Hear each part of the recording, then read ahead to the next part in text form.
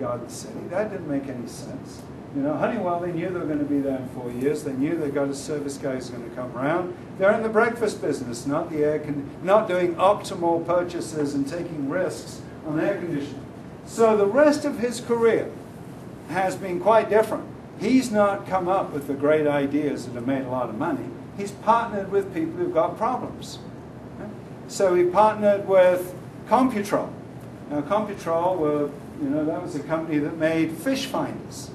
That's a 10x problem. Think of a guy who's fishing in, you know, Minnesota, and they've got a short summer, and he's out on the lake, and he spent $5,000, $10,000 on his boat, you know, and it really matters that he catches fish. What is the value of finding where the shoals of fish are? Huge. That's a 10x problem. I'm talking about you, Steve. They said, he wants to know how to be like Steve Hodges. And I said, well, the key is Steve partnered with people who knew problems, right? Yeah. That's right. And then he partnered with the irrigation people, right, who had control problems. They didn't have a clue about how to do the remote control that Steve could figure out. So those big pivots, you know, can be controlled remotely.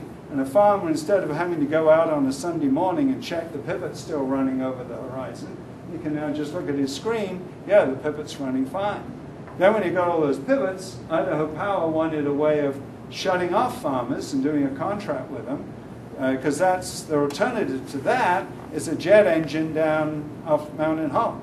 There's a jet engine. When you go to Mountain Home, look on the left, there's an Idaho Power building. It's got a jet engine in it. And that just goes on during peak times to give an extra boost of electricity to meet that peak. It's a fascinating problem, the utility challenge. They can't store electricity. It's got to be there when we want it, and it always is. But that's incredibly expensive. So to shut off farmers who use a ton of electricity to pump water up into the sky is a much cheaper solution for Idaho Power than is the jet engine. But they don't know the technology to make that work. Steve does. So Steve's done it through partnerships. And that's a great idea. If you have deep knowledge in an area and you're flexible, find people who really have a problem. Don't try and build sales, marketing, distribution channels to all those people. But that's one approach. There's many approaches to being a successful entrepreneur. Someone else who's great at the sales side, marketing side, and is in front of people all the time, they just need to start hooking up with those guys who know the technology but don't know the problems. You know, you can bring problems to them and then take those prototypes to market. That's a great place to be an entrepreneur. But don't try and do it yourself. Hook up. There was a great little workshop that the College of Engineering put on at Boise State last summer. And they brought in a guy, I forget his name now, fascinating guy who's made lots of toys that have little microprocessors. And they kind of talk and laugh and do little things that kids find funny. But his, you know, he wants like $5. Well, he was looking at all these little gizmos now that are like $2 or $3 each. And he said, think about it. These cell phones are now selling in the hundreds of millions a year. So the components have come down to next to nothing. And now with the new Bluetooth, it's dirt cheap to have remote things happening and putting things together that can monitor, that can respond, that can react. But the people who can do all that usually don't know what the real problems are. They'll come up with something silly. You know, maybe not. Maybe 1 in 1,000 would work. But much better for them to partner with people who know the channels, who know an industry, know a market, and go to those people. Network. You will be amazed when you make phone calls how many people are willing to give you time just because they love to talk about what matters to them. I say that's my constant pitch when I was a professor to my students. It's good to get a good grade in this class. When it comes to getting a great job, it won't make a difference. What will make a difference is get out of the classroom and wear out shoe leather, talking to people, finding out where the jobs are, do information interviews. Don't just go saying, begging people to give me a job. You know, ask to meet with a manager and saying, I'm interested in your field. Can you tell me if you were my age, where would you look? What would be interesting to you? They can't help themselves. People love talking about what matters to them. And almost no one says no. Steve Jobs, when he was 12 years old, called up Hewlett and said he wanted to make, I forget what it was, but could he spare some parts for him? And he was the head of HP. And he laughed and said, sure, and got some parts mailed to him and gave him a summer job. And he said, the thing is, 99% of people would never make the call. I think it's a higher percentage than that. Yeah. But you've got to get over that if you want to be an entrepreneur. You have to get out the building. You have to hook up with people. It's the one thing you have to be able to do is sell.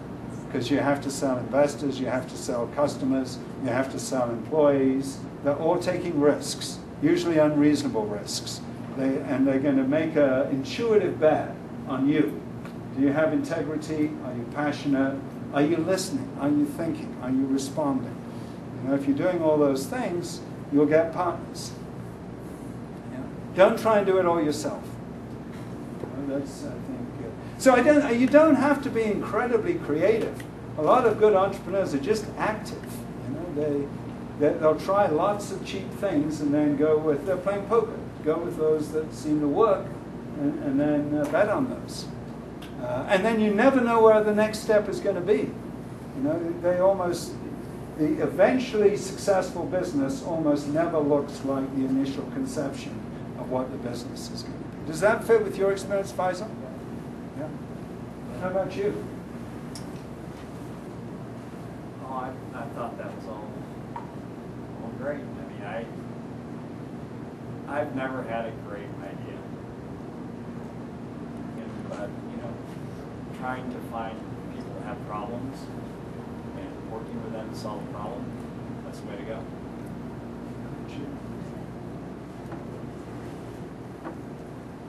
There's an instructive lesson on, I forget the name of the company, but there's one company that owns about 90% of the market for mousetraps in the United States. And on NPR, they had a great little interview with the product manager of that company. And he said every month he's inundated with new proposals for mousetraps. And he says that some of them are amazingly intricate. One involved going up a staircase and falling into a pail of antifreeze. And another was cyanide gas tablet. All these things. And he said, and the interviewer said, well, do any of them work? He said, oh, they all work. They all kill mice. He said, well, would you use any of them? Oh, no. The regular little mousetrap works fine. Mice are the easiest creatures in the world to kill. They search their environment several times in any 24 hours. They sniff, and they'll bite at anything that's in a mousetrap. So a regular little, you know, $2 mousetrap works just fine. He said, the problem isn't actually killing mice. The problem's disposing of the mice. That's really the job to be done. And so, you know, the real innovation was this little plastic thing like a claw that you set by just pulling down on the claw, put the food in the trap, and then when it's shut, you just take that to the garbage can and dispose of the mouse. Now, that's a real innovation, because you're adding some value where there was a shortage. But actually killing the mouse, no big deal. But he said, these people have fallen in love with their ideas. Some of them are brilliant, incredibly complicated. So if you have a better idea, you will fall in love with it. But it makes it actually harder sometimes to get your business rolling. So yes, let's try and find a customer with a problem. Think about where you've got an observational or contact advantage. It's not going to be random. You know, there's a huge density of new ideas in Silicon Valley. We're not Silicon Valley. But we do have a lot of activity in the food industry. We have a lot of activity in the electronics and conductor area.